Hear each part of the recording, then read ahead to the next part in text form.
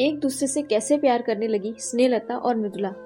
स्नेहलता और मृदुला को यह एहसास हो गया था कि दोनों एक दूसरे से बेइंतहा प्यार करने लगी हैं और साथ साथ जीवन बिताना चाहती हैं। मगर फिर एक दिन, दोस्तों, हमारे चैनल कहानी बाइट्स में आपका स्वागत है। अगर आप हमारे चैनल पर पहली बार आए हैं तो कृपया इसे सब्सक्राइब करें और हफ्ते में 2 नई कहानियों का आनंद लें। तो चलिए शुरू करते हैं आज की कहानी। जेठ की कड़ी दोपहर में यदि बादल छा जाए और मूसलाधार बारिश होने लगे तो मौसम के साथ साथ मन भी थिरक उठता है।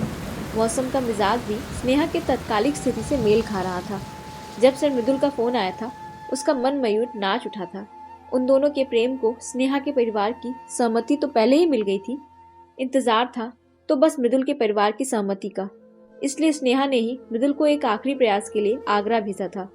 उसके मानने की उम्मीद तो काफी कम थी, परंतु स्नेहा मन में किसी तरह का मैल लेकर नवजीवन में कदम नहीं रखना चाहती थी। बस थोड़ी देर पहले ही मृदुल ने अपने घर वालों की रजामंदी की खुशखबरी उसे दी थी। कल सुबह ही मृदुल और उसके माता पिता आने वाले थे। स्नेहा जब मृदुल से पहली बार मिली थी तो उसके आत्मविश्वास से भरे निर्भीक व्यक्तित्व ने ही उसे सबसे ज्यादा प्रभावित किया था। स्नेहा कॉलेज के तीसरे वर्ष में थी। अपनी खूबसूरती तथा दमदार व्यक्तित्व की वजह से वह कॉलेज में काफी लोकप्रिय थी। हालांकि पढ़ाई में वो ज्यादा होशियार नहीं थी, परंतु वाद विवाद तथा अन्य रचनात्मक कार्यों में उसका कोई सानी नहीं था। अपनी क्लास से निकलकर स्नेहा कैंटीन की तरफ जा ही रही थी कि एक तरफ से आ रहे शोर को सुनकर रुक गई। इंजीनियरिंग कॉलेज के नए सत्र के पहले दिन कॉलेज में काफी भीड़ थी। मनाही के बावजूद पुराने विद्यार्थी नए आए विद्यार्थियों की रैगिंग ले रहे थे। काफी तेज आवाज सुनकर स्नेहा उस तरफ मुड़ गई। जूनियर होकर इतनी हिम्मत कि हमें जवाब देती हो? इसी वक्त मोगली डांस करके दिखा, वरना हम मोगली की ड्रेस में भी डांस करवा सकते हैं। हंसी के सम्मिलित स्वर। शायद आपको पता नहीं है कि दास प्रथा अब खत्म हो गई है। करवा सकने वाले आप हैं कौन? फिर भी अगर आप लोगों ने जबरदस्ती की तो इसी वक्त प्रिंसिपल के पास जाकर आपकी शिकायत करूंगी। रैगिंग बंद है, शायद इसकी जानकारी भी आपको नहीं है। बिच, लड़कों की तरह कपड़े पहनकर उनकी तरह बाल कटवा कर भूल गई है कि तू एक लड़की है, और यह भी कि हम तेरे साथ क्या क्या कर सकते हैं। जी नहीं, मैं बिल्कुल नहीं भूली हूँ कि मैं एक लड़की हूँ, और आपको भी ये नहीं भूलना चाहिए कि ताकत दोनों टांगों के बीच क्या है, इस पर निर्भर नहीं करती है। चाहिए तो आजमा कर देख लीजिए। देखती रह गई थी स्नेहा उस निर्भीक तथा रंग रूप में साधारण होते हुए भी असाधारण लड़की को।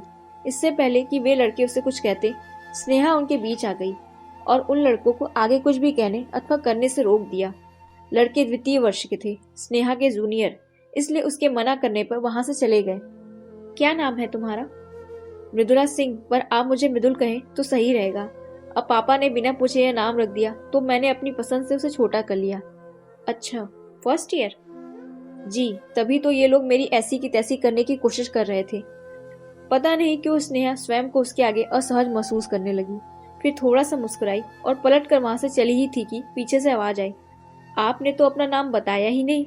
मैं? जी आप। अब इस खूबसूरत चेहरे का कोई तो नाम होगा। मेरा नाम स्नेहलता है। मैंने अपना नाम स्वयं छोटा नहीं किया है। मेरे दोस्त मुझे स्नेहा बुलाते हैं। मैं आपको क्या बुलाऊं? स्नेहा, मैं आपको... एक मिनट, मैं तुम्हारी सीनियर हूं तो तुम मुझे मैम बुलाओगी। जी मैडम। दोनों एक साथ हंस पड़ी। उम्र तथा क्लास दोनों में भिन्नता होने के बावजूद दोनों करीब आती चली गईं। एक अजनबी डोर उन्हें एक दूसरे से बांध रही थी। मृदुल आगरा के एक रूढ़िवादी परिवार से थी। उसके घर में उसके इस तरह के पहनावे को लेकर उसे कई बातें भी सुननी पड़ती थी। उसके घर वाले तो उसके इतने दूर आकर पढ़ाई करने के पक्ष में नहीं थे, परंतु इन सभी स्थितियों को उसने थोड़े प्यार तथा थोड़ी जिद से अपने पक्ष में कर लिया था। हालांकि उसके लिए उसे एक बहुत लंबी लड़ाई लड़नी भी पड़ी थी, परंतु हारना तो उसने सीखा ही नहीं था। उसके पिता का डेयरी का बिजनेस था। बड़े भाई तथा बहन की शादी भी हो चुकी थी। उससे छोटी उसकी एक बहन थी। मृदुल बचपन से एक मेधावी छात्रा रही थी। छोटे क्लास से ही उसे छात्रवृत्ति मिलने लगी थी, इसलिए पिता को सहमत करने में उसे अपने टीचर्स का साथ मिला था। इसके इधर स्नेहा मणिपुर के एक उच्च मध्य वर्गीय परिवार की इकलौती संतान थी। माता पिता की लाडली। उसके पिता इम्फाल के मशहूर आभूषण विक्रेता थे। उसके परिवार वाले तथा स्वयं वह भी काफी आधुनिक विचारों वाली थी। आर्थिक, सामाजिक तथा पारिवारिक भिन्नता भी दोनों को बांट न सकी। दोनों की दोस्ती और गहरी होती चली गई। इतनी सारी भिन्नताओं के बावजूद दोनों में एक बहुत बड़ी समानता थी, पुरुषों की तरफ किसी भी तरह का आकर्षण न होने की। वैसे तो दोनों के कई पुरुष मित्र थे, परंतु सिर्फ मित्र। एक दो बार स्नेहा ने कुछ मित्रों के करीब जाने की कोशिश भी की थी, परंतु अपने आप को निर्लिप्त पाया था उसने। जो आकर्षण एक पुरुष के लिए स्नेहा चाहती थी, वही आकर्षण मृदुल के लिए महसूस करने लगी थी। वह जान गई थी कि वह बाकी लड़कियों जैसी नहीं है। स्नेहा यह भी जान गई थी कि उसे मृदुल से प्रेम हो गया है, परंतु दिल की बात होठों तक लाने में झिझक रही थी। नदी की धारा के विपरीत बहने के लिए जिस साहस की आवश्यकता थी, स्नेहा वो बटोर नहीं पा रही थी। क्या होगा यदि मृदुल ने उसे गलत समझ लिया? वह उसकी दोस्ती खोना नहीं चाहती थी, मगर एक दिन मृदुल ने ही उसकी सारी समस्या का समाधान कर दिया।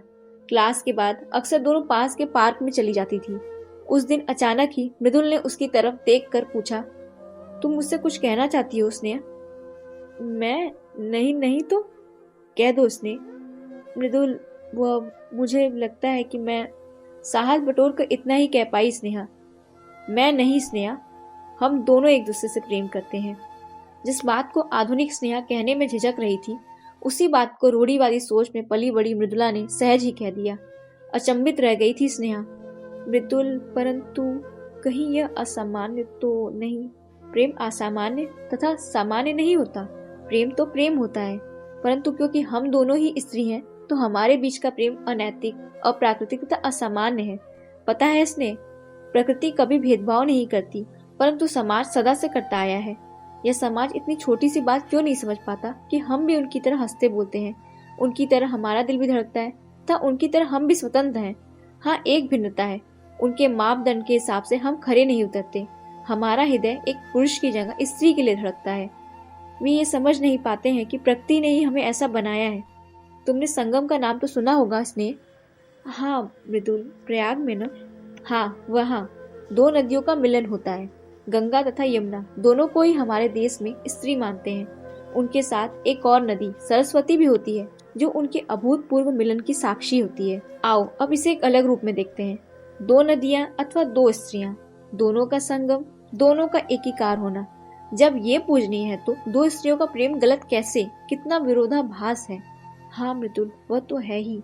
माता पिता के विरोध के बावजूद विवाह करने वाले शिव पार्वती की तो लोग पूजा करते हैं, पर जब स्वयं की बेटी अथवा बेटा अपनी मर्जी से विवाह करना चाहे तो उनकी हत्या परिवार की इज्जत के नाम पर। हाँ स्नेह, इस समाज में बलात्कार करने वाले, दंगा करने वाले, खून करने वाले सब सामान्य हैं। इनमें से तो कई नेता बन बैठे हैं, परंतु हम जैसे प्रेम करने वाले अपराधी तथा अमान्य हैं। प्रेम के पथ पर वे आगे बढ़े जरूर, परंतु अपने करियर पर ध्यान देना कम नहीं किया। वे दोनों ही काफी व्यवहारिक थी। वे जानती थी कि किसी भी तरह का निर्णय लेने से पहले उनका आर्थिक रूप सुदृढ़ होना आवश्यक था। इसलिए दोनों ने एक पल के लिए भी अपना ध्यान पढ़ाई से हटने नहीं दिया। कुछ ही सालों में स्नेहा तथा मृदुल दोनों को ही काफी अच्छी नौकरी मिल गई। मृदुल तो अपना लेखन कार्य भी करने लगी थी। कई पत्र पत्रिकाओं में उसकी कहानियां, लेख तथा कविताएं छपती थी। आजकल वह एक उपन्यास पे काम कर रही थी। 9 खूबसूरत साल बीत गए थे। उन दोनों ने अपना एक फ्लैट भी ले लिया था। मुंबई की जिस कॉलोनी में वे रहती थी, वहाँ के ज्यादातर लोगों को उनके बारे में पता था। मुंबई शहर की यही खूबसूरती है, वह सबको बिना भेदभाव के अपना लेती है। कई लोगों द्वारा उन्हें डिनर पर आमंत्रित भी किया गया था। स्नेहा और मृदुल के सारे दोस्त उनके प्रेम की मिसाल देते थे, परंतु घर वालों की तरफ से अब शादी के लिए दबाव बढ़ने लगा था। इसलिए उन्होंने अपने रिश्ते को एक नाम देने की सोची। हालांकि मृदुल को यह आवश्यक नहीं लगता था, परंतु स्नेहा विवाह करना चाहती थी। इसके बाद दोनों ने अपने परिवार को वस्तु स्थिति से अवगत कराने की सोची। जैसा कि उम्मीद था, दोनों परिवारों के लिए यह खबर किसी विस्फोट से कम नहीं थी। दोनों परिवार वाले उनकी दोस्ती से अवगत थे, परंतु यह सत्य उन्हें नामंजूर था। स्नेहा के माता पिता को मनाने के लिए वे दोनों साथ गई थी। कुछ ही दिनों में उनका प्यार स्नेहा के माता पिता को उनके करीब ले आया। उन्होंने उनके रिश्ते को बड़े प्यार से अपना लिया। चलते समय जब मृदुल ने स्नेहा की माँ को बड़े प्यार से मणिपुरी में कहा कि नंग की राशि यम ले रे, आपका चेहरा बहुत सुंदर है, तो वो खिलखिला उठी थी। मृदुल ने स्नेहा के प्यार में टूटी फूटी मणिपुरी भी सीख ली थी, परंतु मृदुल के परिवार वाले काफी नाराज हो गए थे। उन्होंने मृदुल से सारे रिश्ते तोड़ लिए थे। 1.5 साल की जद्दोजहद के बाद कुछ महीनों में मृदुल का परिवार उनके रिश्ते को लेकर थोड़ा सकारात्मक लग रहा था। इसलिए एक आखिरी कोशिश करने मृदुल वहां गई थी। अगले हफ्ते वे दोनों शादी करने की सोच रही थी। मृदुल के माता पिता ने तो स्नेहा को भी आमंत्रित किया था। स्नेहा जाना भी चाहती थी, परंतु जाने क्या सोचकर मृदुल ने मना कर दिया। फिर मृदुल के समझाने पर स्नेहा मान गई थी। अभी थोड़ी देर पहले मृदुल का फोन आया था और उसने यह खुशखबरी दी थी। रात बिताना स्नेहा के लिए बहुत कठिन हो रहा था। उसे लग रहा था जैसे घड़ी जानकर बहुत धीरे चल रही है। अपने स्वर्णिम भविष्य का सपना देखते हुए स्नेहा सो गई। अगले दिन रविवार था। देर तक सोने वाली स्नेहा सुबह जल्दी उठ गई थी। पूरे घर की सफाई में लगी थी। उस घर की एक एक चीज स्नेहा और मृदुल की परम स्मृति थी। सुबह से दोपहर हो गई और फिर रात। न तो मृदुल स्वयं आई, न ही उसका कोई फोन आया। स्नेहा के बार बार फोन करने पर भी जब मृदुल का फोन नहीं लगा, तब स्नेहा ने मृदुल के पापा को फोन किया। उनका फोन भी बंद था। स्नेहा का दिल किसी अनजानी आशंका से घबराने लगा था। उसके सारे दोस्त भी आ गए थे। पूरी रात आंखों में निकाल दी थी उन सब ने। अगले दिन सुबह ही आगरा पुलिस थाने से फोन आया। आपकी सहेली मृदुला सिंह की मृत्यु छत से गिरने की वजह से हो गई है। उनका पूरा परिवार शोकाकुल है, इसलिए आपको फोन नहीं कर पाए। उनका अंतिम संस्कार है आज। आप आना चाहें तो आ सकती हैं। दर्द से टूट गई स्नेहा। मृत्यु मृत्यु उसके मृदुल की? नहीं, ये सच नहीं हो सकता। ऐसा कैसे हो सकता है? उसने ही जिद करके मृदुल को भेजा था। वह तो जाना भी नहीं चाहती थी। स्नेहा को लग रहा था कि सारी गलती उसकी है। उसके मम्मी पापा भी इम्फाल से आ गए थे। इस दुख की घड़ी में वे अपनी लाडली को कैसे अकेला छोड़ सकते थे? 2 महीनों तक स्नेहा ने अपने आप उस घर में कैद कर लिया था। फिर दोस्तों तथा मम्मी पापा के समझाने पर वह इम्फाल जाने को तैयार हो गई। मोबाइल ऑन करके अपने ऑफिस फोन करने की सोच रही थी। उसने फोन ऑन ही किया था कि उसकी स्क्रीन पर एक वॉइस मैसेज आया। स्नेहा यह देखकर चौंक गई, क्योंकि मैसेज मृदुल का था। यह मैसेज उसी दिन का था जिस दिन मृदुल की मृत्यु हुई थी। कांपते हुए हाथों से उसने मैसेज पर क्लिक किया और मृदुल की आवाज, दर्द में डूबी हुई आवाज, स्नेहा, ये लोग मुझे मार देंगे। मैं कोशिश कर रही हूँ कि तुम तक पहुँचने की, पर अगर मैं नहीं आ पाई, आगे बढ़ जाना स्नेहा। इन्ना नगबू यमुना नुगसी, मैं तुमसे बहुत प्यार करती हूँ। स्नेहा के माता पिता तथा उसके दोस्तों के लिए उसे चुप कराना मुश्किल हो गया था। सब ने सोचा उसे इस माहौल से निकालना जरूरी था। मृदुल के परिवार वाले काफी खतरनाक लोग लग रहे थे, परंतु सबके लाख समझाने पर जब स्नेहा नहीं मानी तो उसकी माँ वहीं उसके पास रुक गई। स्नेहा ने मृदुल के हत्यारों को सजा दिलाने की ठान ही थी।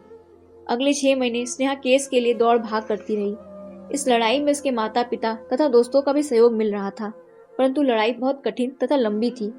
उस रात स्नेहा को नींद नहीं आ रही थी। कॉफी बनाकर मृदुल के लिखने वाली टेबल पर बैठ गई।